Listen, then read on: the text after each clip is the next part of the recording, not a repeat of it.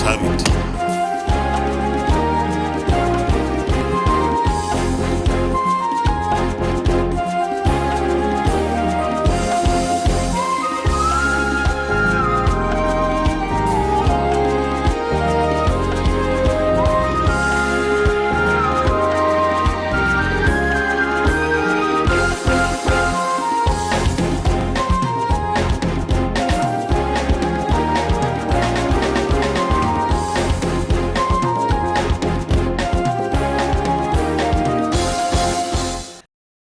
Hello, it's great to have you join us again on Senate 109. My name is Victor Azu.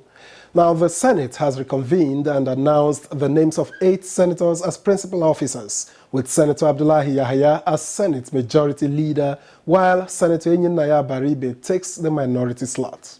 A letter from the Office of the National Chairman, All Progressives Congress, Dr. Senator Ahmed Ibrahim Lawan, Senate President, submission of the list of principal officers of the Senate by the National Working Committee. After extensive consultations with leadership of the party and taking several factors into consideration, we arrived at a conclusion which I respectfully submit as the consensus reached in respect of the remaining principal officers of the Senate, which are as follows. Senate Leader, Abdullahi Abubakar Yahaya. Deputy Senate Leader, Boniface Robert Ajayi. Chief Whip, Dr. Oju Uzo Kalu, and Deputy Chief Whip, Abdullahi Aliyu Sabi. Mr. Senate President, please convey to our distinguished APC senators the renewed assurances of my highest regards. Yours sincerely, Comrade Adams Aliyu Oshomole, National Chairman. Letter from People's Democratic Party, President of the Senate, Minority Leadership of the 9th Senate. In accordance with the extant laws, Senate rules, conventions, and general legislative practices worldwide, the People's Democratic Party, PDP, after wide consultations with the Senate caucus, the party leadership from the geopolitical zones, and the National Working Committee, hereby forward the names of the duly agreed and approved Senate minority leadership as follows. Senate Minority Leader, Senator Abaribe. Deputy Senate Minority Leader, Senator Emmanuel Boacha. Senate Minority Whip, Senator Philip Aduda, and Deputy Senate Minority Whip, Senator Sahabiau. While counting on the confidence of the Senate and your good self, kindly accept the assurances of our highest regards and esteemed consideration. Signed, Prince Uche Secondus, National Chairman, Senator Umaru Ibrahim Sauri, CON, National Secretary.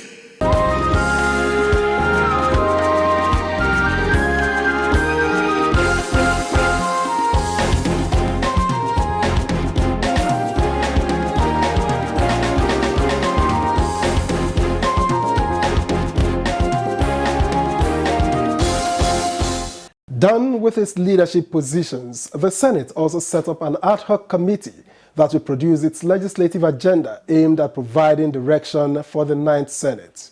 Ad hoc Committee on Legislative Agenda of the Senate. The committee consists of the following distinguished senators to serve. Senator Muhammad Adamu Alero, Chairman. Senator Jibrim Ibrahim Barrow, Member. Senator Abdul Fattah Buhari, Member. Senator Olubimi Ayodeje Adetumbi, Member. Senator Chumaroke Ogbonia Namani, Member. Senator Uche Lilian Okunefe, Member. Senator ID Giang, Member. Senator Sadiq Suleiman Umar, Member. Senator Aishatu Ahmed Dahiru Binani, Member. Senator Dauda Halluri Jika, Member. Senator Gesham Harry Basi, Member.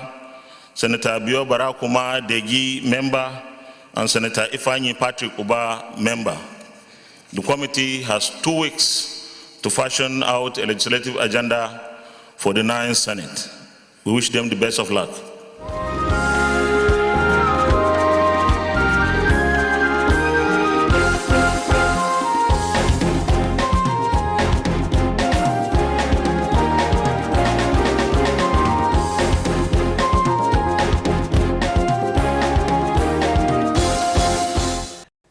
And in the week under review, the Senate also took on a couple of health-related issues. First was the resolution to investigate the use of Avastin injection for eye treatment. This followed the shocking story of 10 patients who lost their sights after allegedly being injected with Avastin drug at the National Eye Center in Kaduna. The motion is on the case of 10 Kaduna patients who went blind after administration of Avastin injection.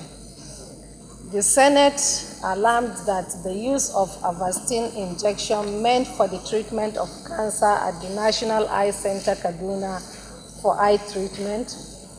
Note that on 28 May 2019, 10 patients visited the National Eye Center Kaduna unaided for poor eyesight due to cataract and other minor ailments.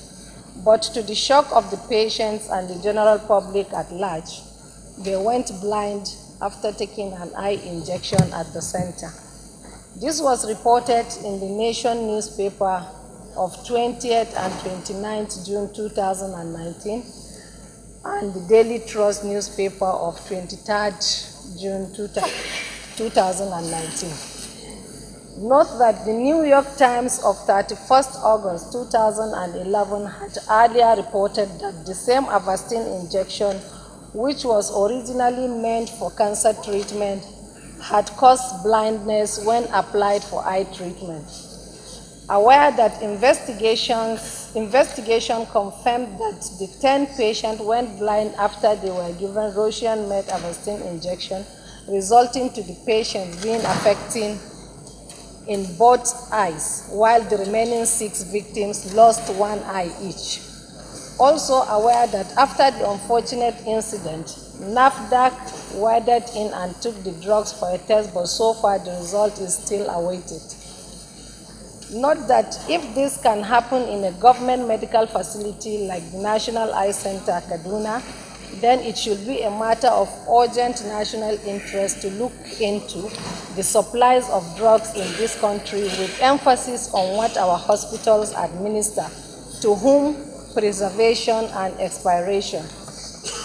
Worried that some victims were still under the care of the hospital as at 2nd July 2019, 30 days after the incident, with little or no improvement. The harrowing experience of the victims are disheartening and a cause of worry by all and sundry. Therefore, mechanism must be put in place to checkmate the anomalies in our health sector with the aim of correcting them and avoiding future reoccurrence.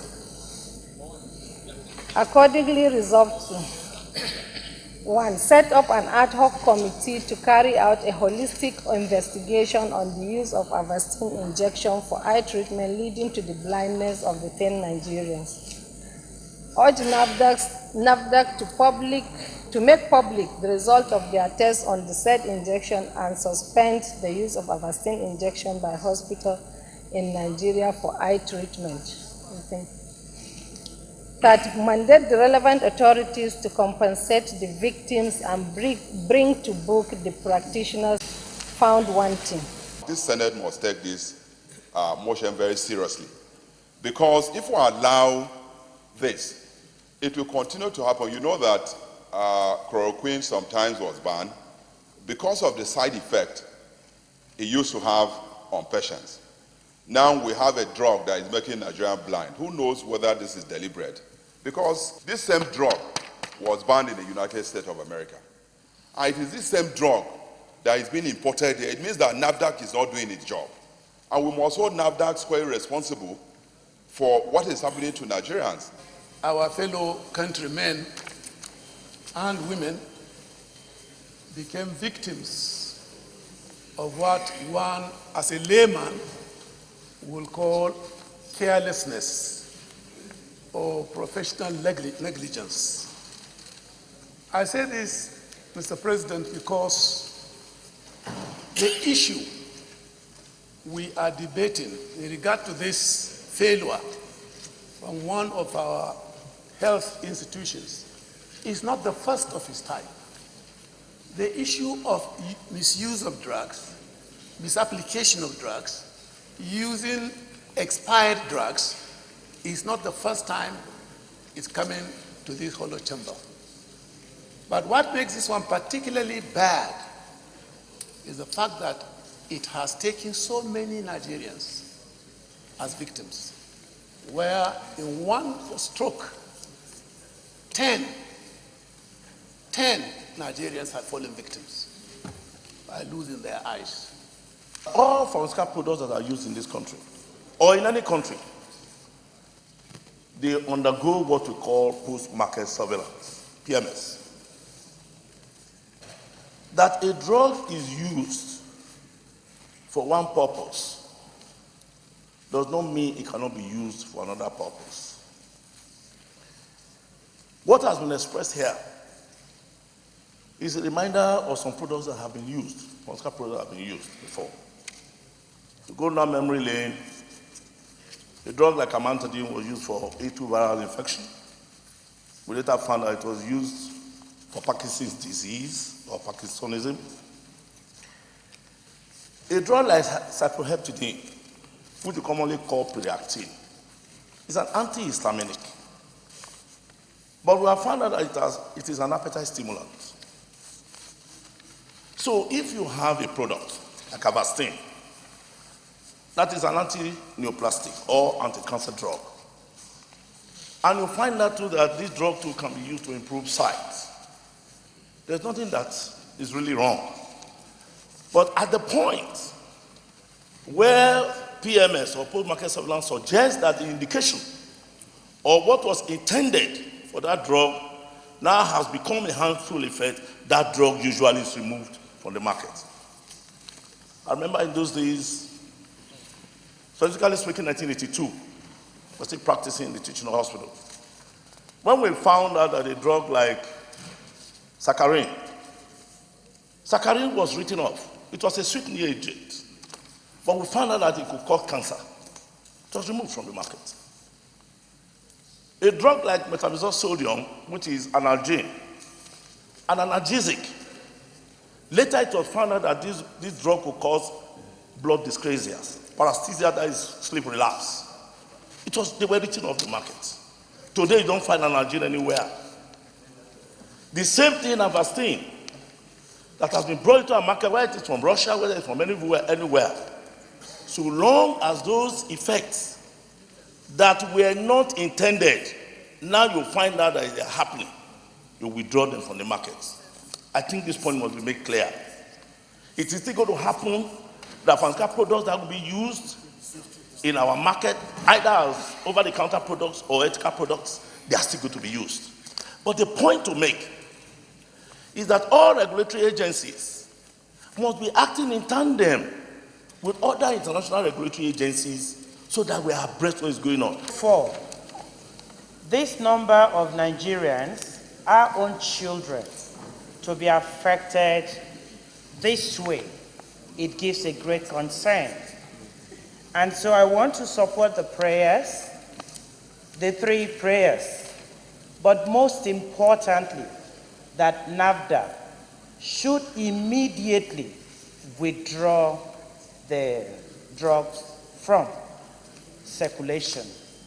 My suggestion is that we should ask an independent body to give us a report on this injection, because if a drug has been certified, an injection has been certified by NAFDAC and it has gone wrong, and asking NAFDAC again to give us a report, and they've not been able to come up with this report, I think we should be able to ask an independent body to give us, to look into this injection and give us a report so that at least we can weigh it and take a decision from it.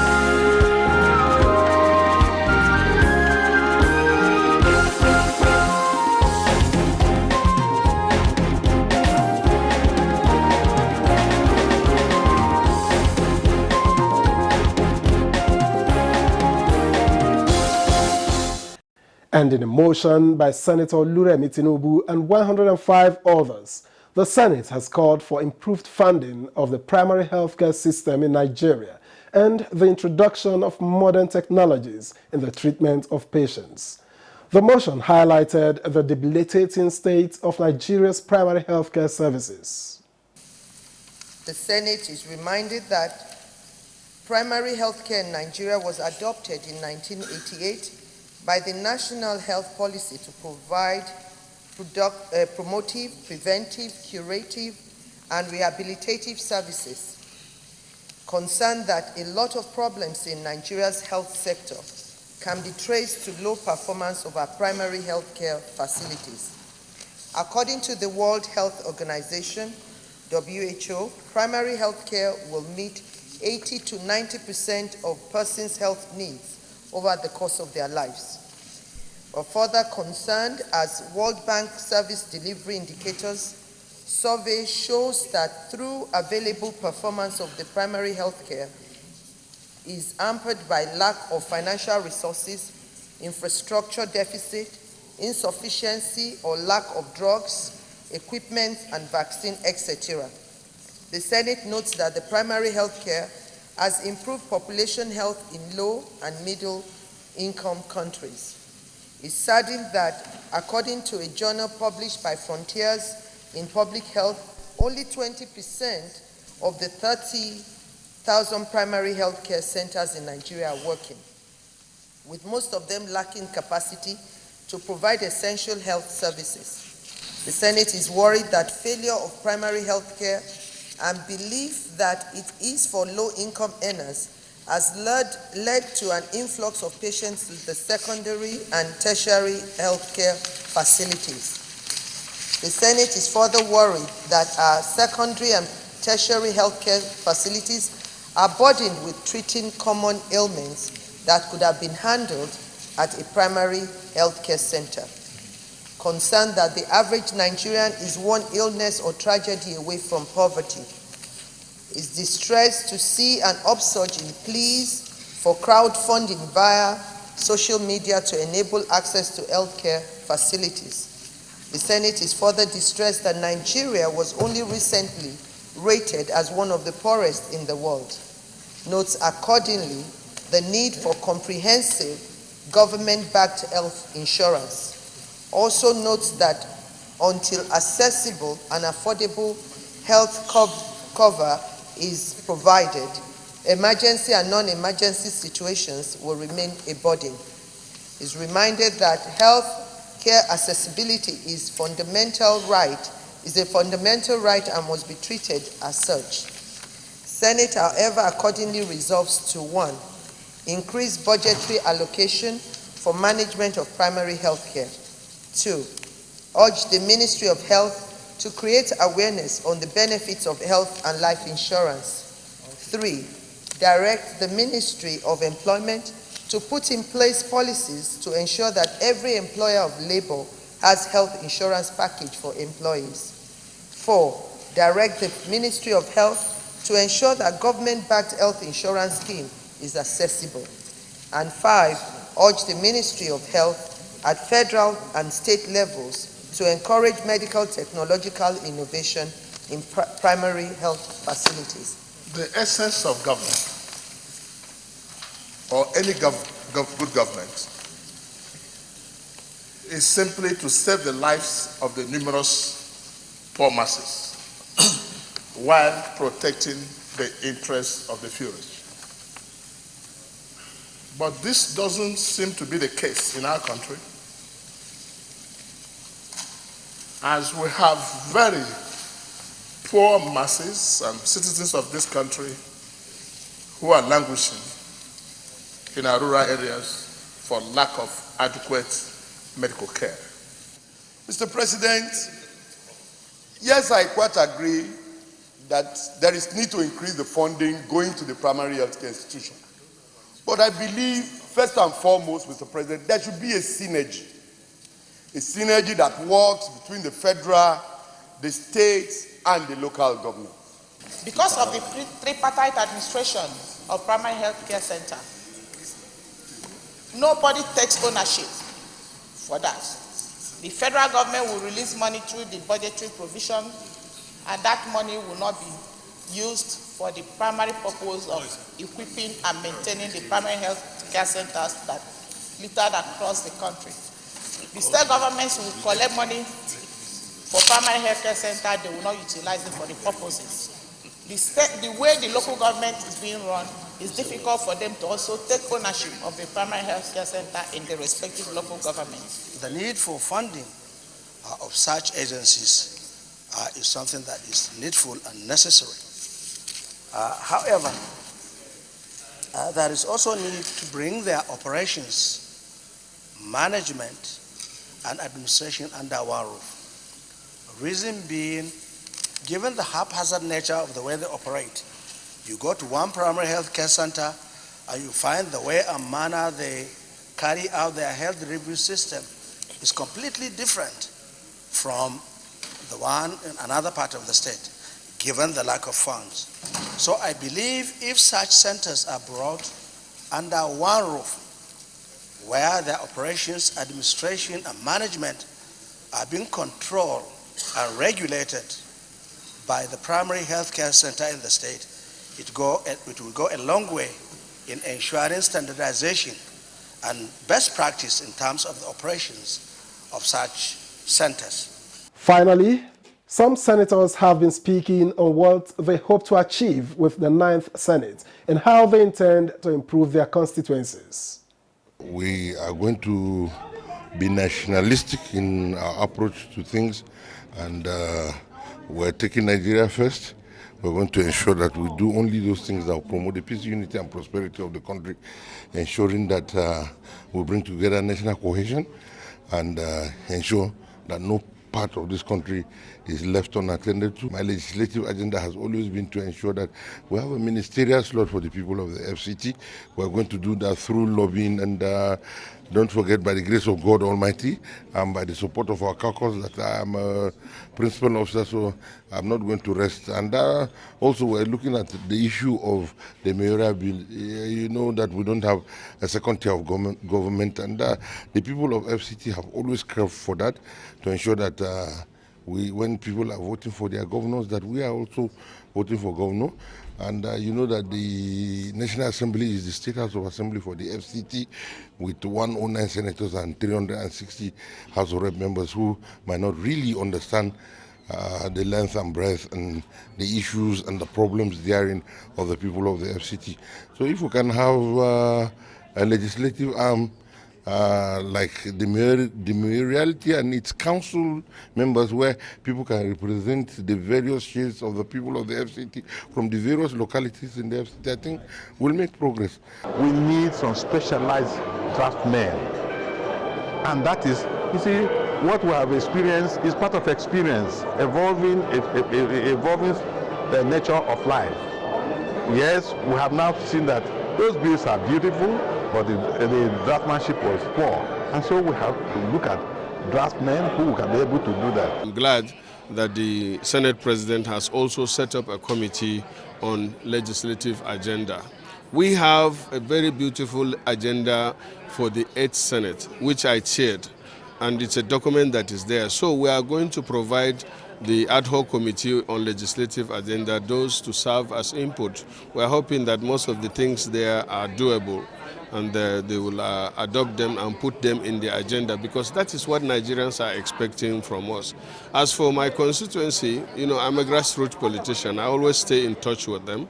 In fact, last week I was there because we have this big challenge of resettling our people who are displaced and scattered all over. Yesterday I was at the FCT because, you know, we have a lot of IDPs, over 10,000 people in Abuja here at the various camps, 14 camps. I'm talking to them. Now that we're having relative peace coming back, we're trying to see how we can work with various institutions or government agencies responsible for resettlement, like the refugees, the Northeast Development Commission, the FCDA itself, and ourselves are working on how to resettle, reconstruct, you know, help our people to, you know, pick their pieces again.